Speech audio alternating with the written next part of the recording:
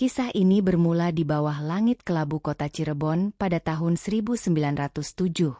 Di sebuah rumah sederhana yang kental dengan nuansa kolonial dan tradisi Jawa, lahirlah seorang bayi laki-laki bernama Affandi Koesoma. Sang ayah, Raden Koesoma, bekerja sebagai seorang mantri pemetaan tanah di pabrik gula setempat. Kedudukan ini memberikan keluarga mereka status sosial yang cukup terpandang dalam struktur masyarakat kolonial Hindia Belanda, sebuah kelas yang disebut sebagai kaum priai rendahan. Sejak kecil, Affandi tumbuh dalam lingkungan yang disiplin namun penuh kontradiksi. Sang ayah sangat menginginkan putranya menempuh jalur pendidikan formal yang mapan agar kelak bisa menjadi seorang pegawai pemerintah kolonial, Amtenaar, yang memiliki masa depan stabil, aman, dan dihormati oleh masyarakat sekitar. Namun, takdir tampaknya telah menuliskan jalan yang sama sekali berbeda di lembaran hidup Affandi. Sejak usia dini, jemari kecilnya lebih sering terlihat memegang arang, kapur, atau potongan kayu untuk mencoret. Coret dinding rumah, permukaan tanah, atau permukaan apa saja yang bisa ia temukan, ketimbang menghafal teks pelajaran formal sekolah Belanda. Baginya, garis-garis kasar yang ia goreskan adalah bahasa pertama yang paling jujur untuk mengekspresikan apa yang ia rasakan. Meskipun sang ayah memandangnya dengan kecemasan mendalam, sebab profesi seniman pada masa itu dianggap tidak memiliki masa depan dan identik dengan kemiskinan atau kehidupan yang telantar, Affandi tetap tidak bisa membendung dorongan batinnya. Dorongan misterius itu terus membisikkan bahwa hidupnya bukan milik meja kerja birokrasi, melainkan milik kanvas-kanvas kosong yang menanti untuk dihidupkan. Demi menuruti keinginan orang tuanya, Affandi tetap menyelesaikan pendidikan formalnya hingga tingkat AMS, Algemene Middelbare School, di Jakarta. Sebuah pencapaian akademis yang sangat tinggi bagi seorang pribumi pada zaman itu. Namun, bukannya melanjutkan kuliah ke Amsterdam atau menjadi pegawai kantoran. Seperti rekan-rekan seangkatannya, Affandi justru memilih untuk menempuh jalan sunyi yang penuh ketidakpastian. Ia memutuskan untuk sepenuhnya terjun ke dunia seni rupa, sebuah keputusan berani yang seketika memutus pasokan dukungan finansial dari keluarganya. Keputusan ini menandai awal dari fase pengembaraan batin dan fisik yang sangat menguji keteguhan imannya terhadap seni painting. Dalam masa-masa awal pencarian jati diri tersebut, Affandi merasakan betul bagaimana rasanya hidup dalam jerat kemiskinan yang mencekik. Untuk menyambung hidup dan membeli peralatan melukis yang harganya sangat mahal, ia harus melakoni berbagai pekerjaan kasar apa saja yang tersedia. Ia pernah bekerja sebagai guru sekolah dasar yang digaji sangat minim, menjadi tukang sobek karcis bioskop di Batavia, hingga menjadi buruh pembuat reklame toko.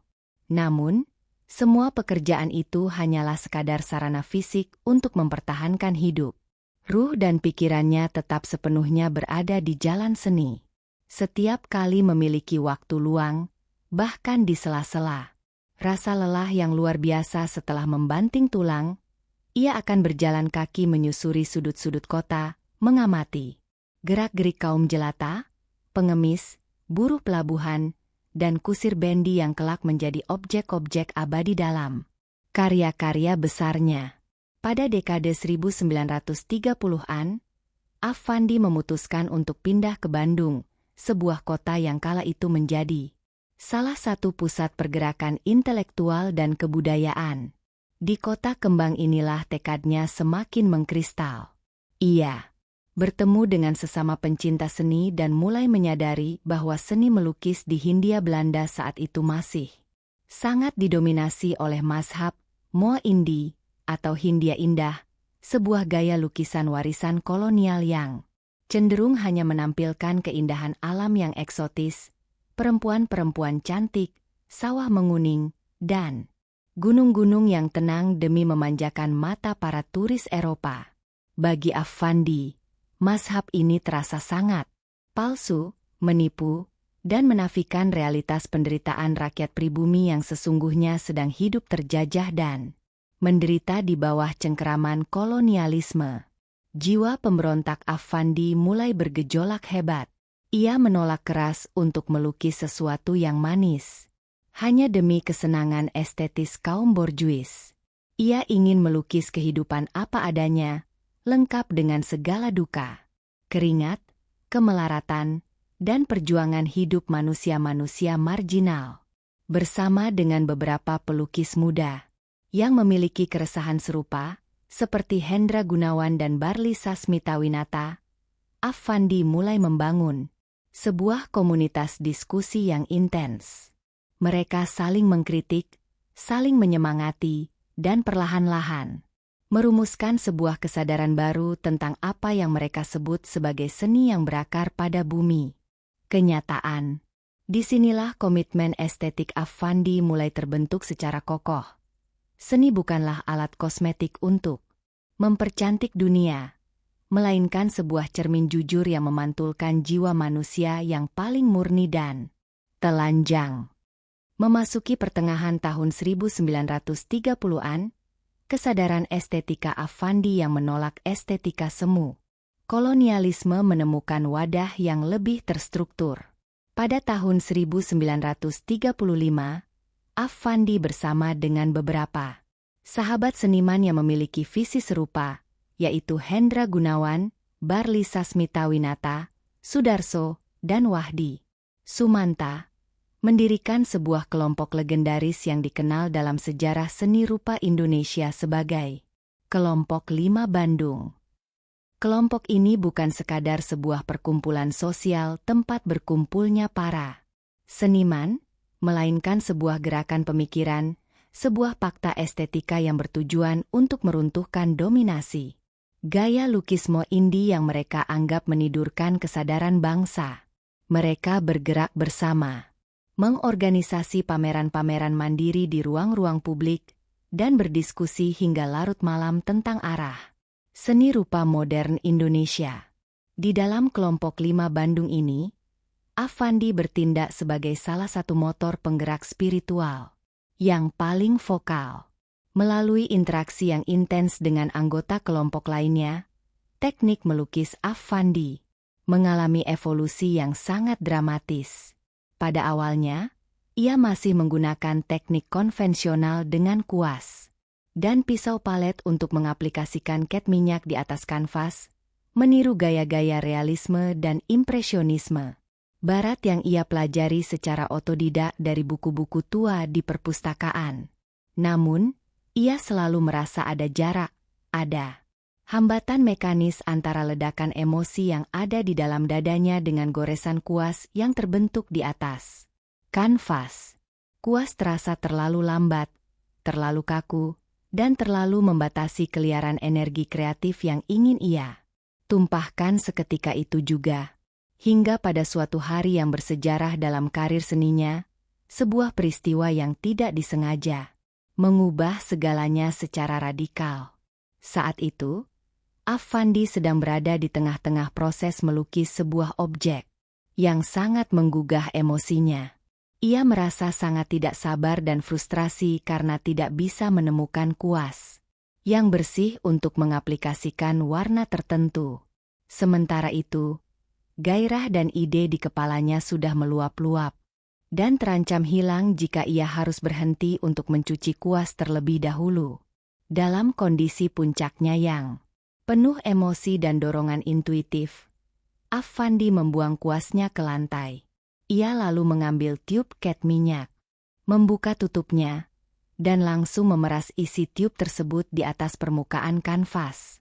Melihat pasta cat minyak yang tebal dan pekat keluar dari tiub, tanpa ragu sedikit pun ia langsung menggunakan jari-jari tangannya, telapak tangannya, dan pergelangan tangannya untuk menyapu, meremas, memutar, dan membentuk cat tersebut di atas kanvas. Gerakan tangannya menjadi sangat intuitif, liar, cepat, dan Penuh tenaga, seolah-olah menari mengikuti irama detak jantungnya sendiri. Ketika ia melangkah mundur untuk melihat hasilnya, ia terpaku. Hasil goresan langsung dari tangan dan tiup cat itu memancarkan kekuatan magis, kejujuran emosi, dan vitalitas kehidupan yang luar biasa tebal, sesuatu yang sama sekali tidak pernah bisa ia capai selama bertahun-tahun melukis menggunakan kuas konvensional. Sejak momen pencerahan itulah, Affandi secara total meninggalkan kuas dan melahirkan teknik melukis khasnya sendiri yang kelak membuatnya diakui dunia internasional sebagai master ekspresionisme baru. Teknik ini dinamakan teknik plototan, cat langsung dari tiub, yang dipadukan dengan sapuan jemari tangan telanjang. Proses melukis Affandi berubah menjadi sebuah ritus fisik yang sangat melelahkan namun katartik. Ketika melukis, ia seringkali tampak seperti orang yang kerasukan roh halus. Ia mengerang, bernapas terengah-engah, berkeringat deras, dan seluruh tubuhnya bergerak aktif di depan kanvas. Baginya, kanvas bukan lagi sekadar medium dua dimensi untuk merekam objek visual, melainkan sebuah medan pertempuran eksistensial tempat ia menumpahkan seluruh energi kehidupan, kemarahan, cinta, duka, dan empati kemanusiaannya secara langsung tanpa sekat. Perantara. Gaya ekspresionisme Affandi ini sangat unik dan berbeda dari ekspresionisme Eropa seperti Vincent van Gogh atau Edvard Munch. Jika ekspresionisme Barat seringkali lahir dari kecemasan eksistensial individu yang terasing dari masyarakatnya, ekspresionisme Affandi justru lahir dari keterikatan emosional yang sangat mendalam dengan realitas sosial masyarakat sekitarnya. Objek lukisannya adalah manifestasi dari rasa empati yang meluap. Wajah keriput seorang nenek tua pengemis, aduan ayam jago yang penuh darah dan sportivitas yang brutal, pohon beringin tua yang kokoh diterpa angin badai, hingga potret dirinya sendiri yang dilukis berulang kali sebagai bentuk mawas diri yang jujur, tanpa topeng, dan apa adanya. Melalui kelompok 5 Bandung, gaya baru ini mulai mengguncang kemapanan dunia seni rupa modern tanah air. Ketika api Perang Dunia Kedua merembet hingga ke Asia Tenggara dan kekuasaan kolonial Hindia Belanda runtuh digantikan oleh pendudukan militer Jepang pada tahun 1942, kehidupan Affandi dan para seniman Indonesia memasuki babak baru yang penuh dengan mara bahaya dan ujian ideologis. Pemerintah militer Jepang mendirikan sebuah lembaga kebudayaan yang bernama Keimin Bunka Shidosho sebagai alat propaganda politik untuk memobilisasi dukungan rakyat dan para seniman demi kepentingan perang mereka di Pasifik. Banyak seniman Indonesia yang terjebak atau terpaksa bergabung dengan lembaga ini demi bisa bertahan hidup dan mendapatkan akses terhadap bahan-bahan melukis yang sangat langka pada masa perang. Affandi, bersama tokoh-tokoh penting seperti pimpinan panggung budaya Sindoe Darsono Sudjojono, ikut terlibat dalam lingkaran ini, namun mereka memiliki agenda tersembunyi yang jauh lebih mulia. Mereka menggunakan fasilitas, ruang pameran, dan jaringan yang disediakan oleh Jepang bukan untuk mengabdi pada fasisme Tokyo, melainkan sebagai kedok legal untuk terus mengonsolidasikan kekuatan seniman, menyebarkan kesadaran nasionalisme, dan mempersiapkan mentalitas rakyat menuju kemerdekaan Indonesia yang sesungguhnya. Ketika Republik Indonesia akhirnya memproklamasikan kemerdekaannya pada tanggal 17 Agustus 1945, Affandi langsung melemparkan seluruh jiwa dan raganya ke dalam kancah perjuangan fisik dan diplomasi kebudayaan. Pada masa-masa awal revolusi kemerdekaan yang penuh gejolak itu, ketika tentara sekutu dan Nica Belanda mencoba datang kembali untuk menjajah Indonesia, ibu kota negara terpaksa dipindahkan ke Yogyakarta. Affandi tanpa ragu memboyong keluarganya ikut mengungsi ke Yogyakarta, yang kala itu menjadi jantung pertahanan Republik. Di kota perjuangan ini, suasana sangat mencekam sekaligus penuh dengan heroisme yang membakar dada. Affandi bergabung dengan organisasi Seniman Indonesia Muda, SIM, yang dipimpin oleh Soetjojono, dan kemudian mendirikan Pelukis Rakyat bersama Hendra Gunawan.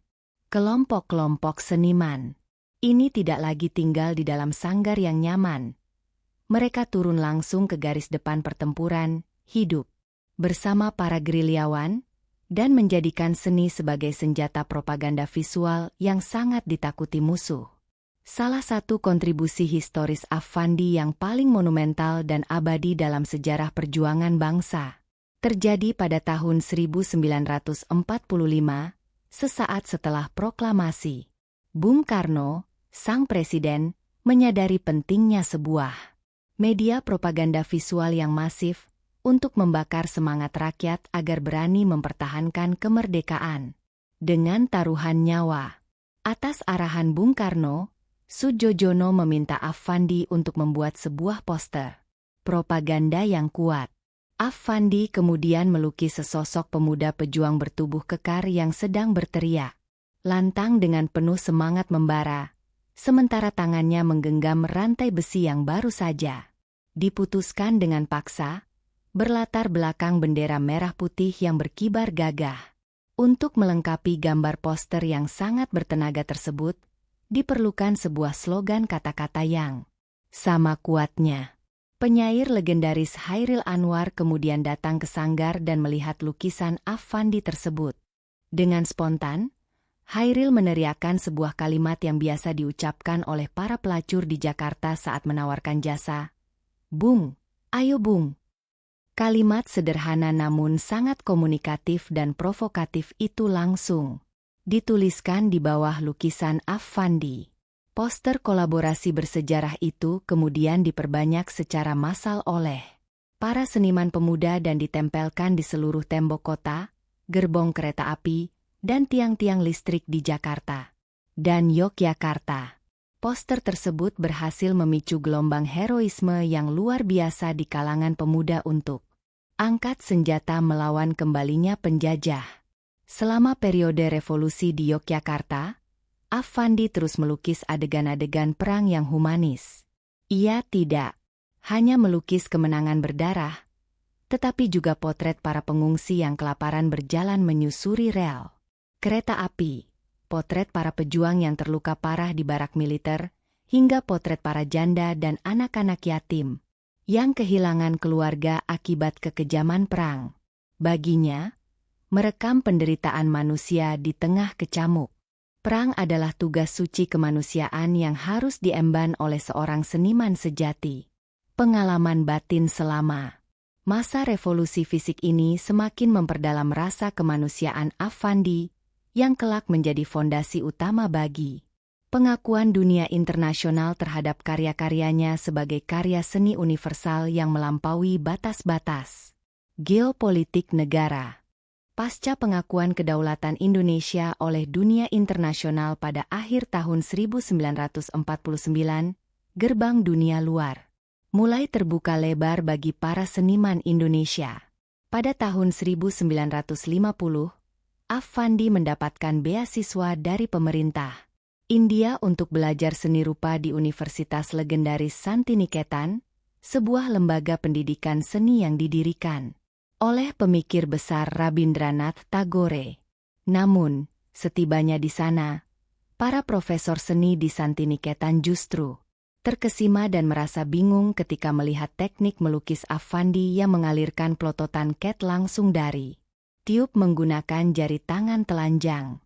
Mereka menyadari bahwa teknik dan kematangan estetika Affandi sudah sangat jauh melampaui standar akademis institusi mereka. Alih-alih menjadi murid, Affandi justru diminta untuk menjadi pengajar tamu dan diberikan kebebasan penuh untuk melukis keliling India. Periode India ini menjadi batu loncatan pertama Affandi menuju panggung seni rupa internasional. Pameran-pameran tunggalnya di Delhi, Bombay, dan Calcutta menuai pujian luar biasa dari para kritikus seni. internasional yang kagum akan kekuatan ekspresi dan orisinalitas tekniknya yang belum pernah mereka lihat sebelumnya di dunia barat. Keberhasilan di India ini membuka jalan baginya untuk menjelajahi benua Eropa. Dari awal hingga pertengahan dekade 1950-an, Affandi berkelana menggelar pameran keliling di kota-kota pusat seni dunia seperti London, Paris, Roma, Amsterdam, dan Brassel. Ia bahkan terpilih untuk mewakili Indonesia dalam pameran seni rupa paling bergengsi di dunia, Venice Biennale di Italia pada tahun 1954, sebuah pencapaian yang luar biasa bagi sebuah negara yang baru seumur jagung merdeka. Dunia barat yang kala itu sedang digandrungi oleh mazhab abstrak ekspresionisme seperti karya Jackson Pollock di Amerika Serikat, melihat Affandi sebagai sebuah fenomena spiritual yang sangat unik dari timur. Kritikus seni internasional menyebutnya sebagai seorang humanis ekspresionis sejati, karena berbeda dengan Pollock yang karyanya murni abstrak tanpa bentuk objek. Affandi tetap setia mempertahankan keutuhan objek kemanusiaan yang nyata di dalam lukisannya. Meskipun telah berkeliling dunia, mendapatkan penghargaan bergengsi seperti gelar Doktor Honoris Causa dari Universitas Gadjah Mada, Piagam International Art Award dari The Hammarskjöld Foundation, hingga gelar Grand Maestro di Italia, Affandi tidak pernah kehilangan kesederhanaan pribadinya. Ia tetap tampil sebagai sosok bersahaja yang gemar memakai sarung, kaos oblong putih, berpola bolong-bolong kecil, dan menghisap pipa tembakau kesayangannya. Sekembalinya ke tanah air, Affandi memilih untuk menetap di Yogyakarta, kota yang selalu ia anggap sebagai rumah spiritualnya. Di tepi Sungai Gajah Wong, ia merancang dan membangun sendiri sebuah kompleks istana seninya yang sangat unik dan ikonik. Sebuah rumah sekaligus museum dengan atap berbentuk pelepah daun pisang. Desain arsitektur ini lahir dari memori masa kecilnya yang sangat membekas, ketika ia harus berteduh di bawah selembar daun pisang yang lebar saat hujan lebat mengguyur tubuhnya. Kompleks ini kini dikenal luas sebagai Museum Affandi, sebuah tempat suci yang menyimpan ribuan karya lukisannya dari berbagai periode penting sepanjang hayatnya, mulai dari sketsa awal yang rapuh hingga lukisan cat minyak berukuran raksasa yang legendaris. Hingga akhir hayatnya pada tanggal 23 Mei 1990, Affandi terus melukis dengan konsistensi dan gairah yang tidak pernah padam sedikitpun oleh usia tua atau penyakit yang menggerogoti fisiknya. Bahkan ketika tangannya sudah terlalu lemah untuk menggenggam tiup cat minyak karena stroke, ia tetap berusaha menggerakkan jemarinya di atas kertas untuk membuat sketsa. Affandi dimakamkan dengan sangat sederhana di lingkungan kompleks museumnya sendiri, di samping makam istri tercintanya, Mariati, dikelilingi oleh pohon rindang dan gemericik air Sungai Gajah Wong yang selalu setia menemani proses kreatifnya semasa hidup. Ia pergi dengan meninggalkan warisan abadi berupa ribuan kanvas yang terus bernapas, berbicara, dan mengingatkan umat manusia tentang pentingnya kejujuran, empati mendalam kepada sesama, dan dedikasi mutlak terhadap panggilan jiwa.